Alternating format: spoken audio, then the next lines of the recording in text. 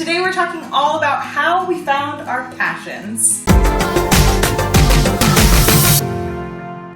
You guys may or may not have noticed, but there's someone sitting next to me who's never been in my videos before. This is Shelby from Shelby Becoming. Hi! Her and I actually grew up in the same town and we both live in the Bay Area now. Yep. And what is your channel about? My channel is super new, but I guess it's in the name. The channel is mostly about becoming. And that is, we're all changing and growing and becoming. And what I'd like to focus my channel on is how to become and grow happier and just having a fun and playful life. I heard some sneak peek stuff too. There's a U.S. road trip happening. Yep. A move to Chicago, which you've never been to. You've never Nope. even been to Chicago. That's so fun. And she's going international soon too. Yes. So this video is all about how I discovered my passion, which happens to be a shared passion with Shelby, but our paths to get there were very different. So in order to hear Shelby's story and how she reached the conclusion of, YouTube is my passion, this is what I'm going for, be sure to go click that link down below in the description, up above, and go watch we're not really doing part 1 or part 2. Go watch the other part of this video. It is over on her channel right now.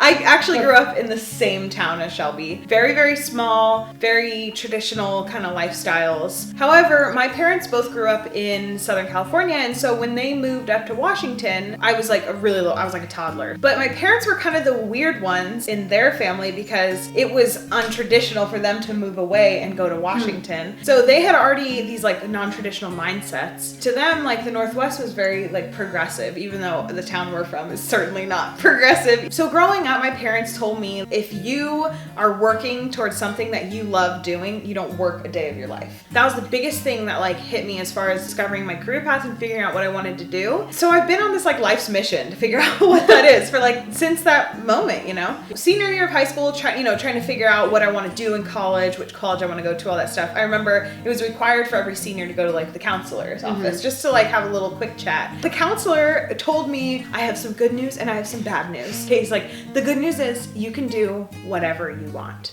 The bad news is you can do whatever you want. That was like the opposite of what I wanted to hear. Yeah. I wanted someone to tell me like, you're super good at this one thing and you should go full force. And I was a band geek in high school, like major band geek. I was a choir geek. Yeah.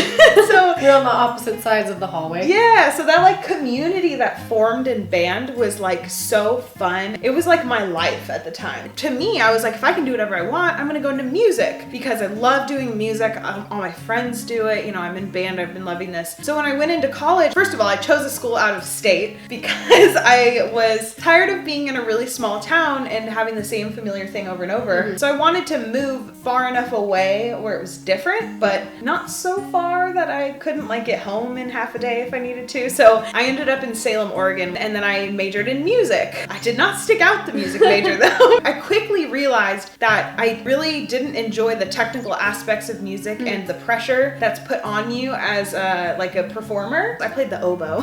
I hated doing solos, and oboe is all about solos. I just did not like music theory. There were so many things I didn't like about music. But if this isn't it, then what is it? Yep. So I ended up graduating college with a rhetoric and media studies major, music minor. While I was in school, I still had a passion for music. So then that to me translated to, I can work in radio promotion or music promotions of some kind, a record label, radio station, something music related. So I actually was the president of my college radio station for a couple years. And then when I graduated, I thought I wanted to go into radio. The full story can be found on my channel, of course, but basically I had met my husband while I was a senior in college, and after I graduated I ended up moving home for a while. So I basically was waiting for him, not really looking for a job or a career or anything. I just kind of like worked at a berry stand on a commercial and like hung out. When he came back from deployment, then I was able to basically move in with him very quickly. Like I said, the whole story is over on my channel. We were in Southern California, we went on a cross-country road trip, and then we moved to San Francisco together. San Francisco was like exactly where the city I wanted to be in. It was perfect. I loved San Francisco and I thought I could never live there because it's too expensive, but we made it work, and I started working a retail job that I hated, but I was also actively looking for work in the music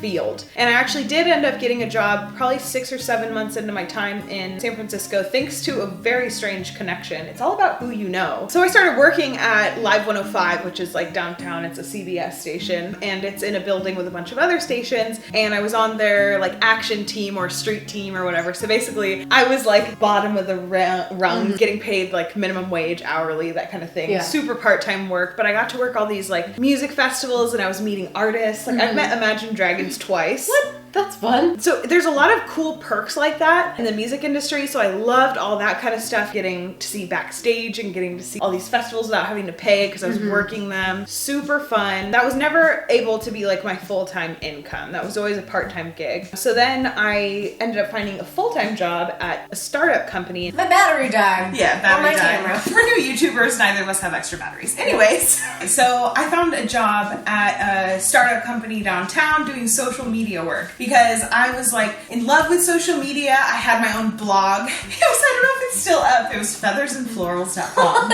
I don't know if it's still there. But so I was falling in love with social media, and I thought, you know, that's like the future of music promotions is being in social media. And so I had this really great experience managing social media completely at a startup. And then a position opened up at the sister station, basically a radio station under the same company in the same building as the one that I was already working at. And then this position was a full-time one. I found out about it, and I literally went home and applied that night. And the website was a pain, so I actually had to do my application twice. And I was up till like 1 or 2 a.m. because someone told me at like 5 p.m. that day, and I was like, I literally need to apply right now. And then the owner of the startup company told us that the company was going to be shutting down. So it was very stressful.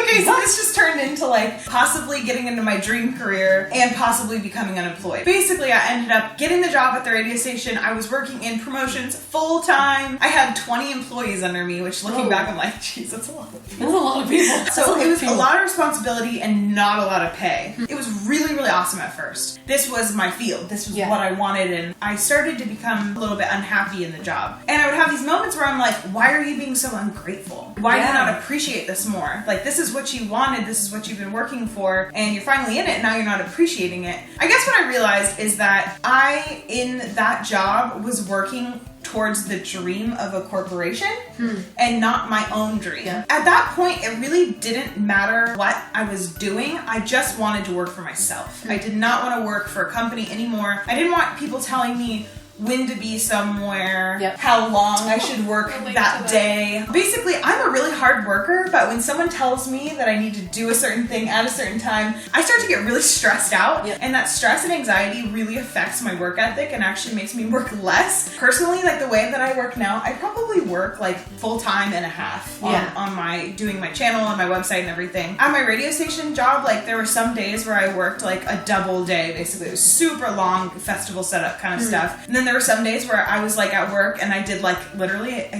could have done what I did in an hour and like left, but I just sat there for like 7 hours. I knew that the ladder that I would be climbing up would be a short ladder, but the money wasn't very good. Just full disclosure, after taxes came out, it was like $1,000 every 2 weeks. And in San Francisco, that's not, $500 a week does not cover you in San Francisco. I got paid almost the same amount as our rent, our monthly rent. There were becoming more and more reasons that I didn't like my job. My bosses were more stressed out. The company was cutting costs. They were cutting down in the radio and promotions departments. But I loved my bosses, and so I actually really strongly considered staying there like for life. I thought it's not going to get any better than this. And then a really interesting opportunity came up. Eric, my husband, was accepted into a really, really prestigious study abroad program in China. Because we were married, I was able to get an S1 visa, which is a family visa, and I was able to go with him to China. So I have always loved traveling. I did have a bit of experience traveling before that. I knew it was something I loved, but I just didn't do it much because it's expensive. And I didn't have very much money, so I was living in San Francisco. So when the opportunity came up, I thought, I'm in my 20s. I just started this job like less than a year ago, and I can either get stuck in this job or I can just go for it and I can travel. So I took a huge risk and I went. I quit my job and I went with him, and I haven't been formally employed since then, actually. I guess technically I'm an employee of WAG now, which is dog walking apps. But your main job, you would say, is your YouTube. Right. My main job is running my blog and my YouTube channel. Basically now the way that I make money from this, and it's not an income. It's nowhere near what I was making at the radio station even. But it's so much more fulfilling, and I can see it growing, and I can see like what's gonna come of this without even like realizing it. It totally is. It is my passion. Has always been my passion, and I just never like saw it as a tangible thing that I could have. I've been a daily consumer of YouTube content, and I always loved it, and I never really thought I could be a YouTuber. I made a video here and there of my friends like dancing and stuff. Then when I went to China, it was this humongous opportunity. I was unable to legally obtain work. So I was able to focus literally all my time on exploring a new place and working towards this new dream of mine to work for myself. I feel incredibly lucky to have had the opportunity to like be unemployed for this long and have the chance to have this be my full-time job for so long. Because not everyone has that luxury where they can just quit their job and start full-time and YouTube. It's just not like reality. But for me, it kind of turned into reality, and it's like mind-blowing. I'm still like a little bit, I feel like it's an out-of-body experience. Like the fact that I have 2,000 subscribers is really just, it's like something I never imagined. It's so funny because even though this wasn't my like passion from the get-go, I actually recently went through papers and like my notebooks and stuff. Her dog's My like, dog. Rocky, no. His tongue is like, I recently went through my old journals, and I found journals of when I was trying to figure out what I wanted for my life. And I was writing down, you know, these are things that bring me joy. These are things that make me feel fulfilled. These are activities I've done that have been my favorite. And it was so funny because it was like I went through all these exercises and I came out with this list of my top priorities. And literally every single thing, there's probably 8 different like attributes of what I want out of my future career. Every single one is fulfilled more through what I'm doing now than what I have ever done or thought about doing before. Totally blows my mind. I started crying when I read that. I was like, "Are you serious? Like this is it. This is what I want." That's the thing that I always wanted. Yeah, and the fact that I actually like just did it and just didn't listen to any advice from people about what I should be doing. You should have kids by this age, and you should do this by this age. And I didn't have health insurance for a long time. But my point is, I didn't have like the basics or the traditional lifestyle, and I would definitely have been considered like the least successful one in my family at this point in my life. But I feel more successful now than I ever have because I'm working towards my own passion. There's something so fulfilling about actually finding your passion and working towards it. It really is. And I think the hard part with YouTube is it's really, like us, it's like, oh, it's a job, but it's non-traditional. Like, there's no real path to do it. You just do it and figure it out. You just have to go for it. Even though it's been around for years and people have been making careers, it's like, there's no real, like, this is how you get successful. It's like, well, everyone's different. And so I think that's a scary part about it, too. There's no real, like, this is where you get successful. Like, this is the laid out path. When there's a lot of other jobs that kind of have that. Like, you can expect, like, once you get 2 years of experience, you can apply for this level of position. And it's like, no, YouTube's not like that. It's just a constant growth. And I've discovered that the more time I put into it, the more I get out of it. So that's kind of a double-edged sword because, like, you know, time is money. So it's time that I could be spent actually, like, making minimum wage from a part-time job, or it's time that I can be investing in something that's really going to like exponentially grow over time. If you look at my analytics, they're like, I know, it's really cool. It's really every fun. week I'll look and be like, oh my gosh, she's at this. Oh my gosh, she's at this. Like, it's not even my channel, and I'm like, that is exciting to see. I'm nowhere near an income on YouTube. I hope you all know that. But it's still exciting, and things are happening and growing. If you want to do YouTube, I think the real thing that I've learned is if you don't have a specific niche, you just need to do what you want to do and learn through it. Right. Like my channel used to be, actually the name was different. The name was in French, which is very confusing because I don't speak French, but it was based on the tattoo that I have. And the channel was all about, you know, it was like living a good life despite anxiety, but it was very travel heavy. And now I've kind of discovered a balance between travel and anxiety, and that's my niche now. But when I went into it, it was like, I guess I'm a China vlogger. Like I had this turning point where I remember where I could have gone travel and anxiety, or I could have gone China advice. And I knew that the China advice would be probably more lucrative, to be honest, but it wasn't my like passion. And I know that if I don't follow my passion, this isn't gonna work. I have to keep like choosing what I love. If I went the China travel advice route, that's really choosing the safe route in a weird way. I would be like basing the decision out of fear. Yeah. And I want to base my decisions out of love. That's what I attribute to like actually finding my passion now, is like choosing love over fear in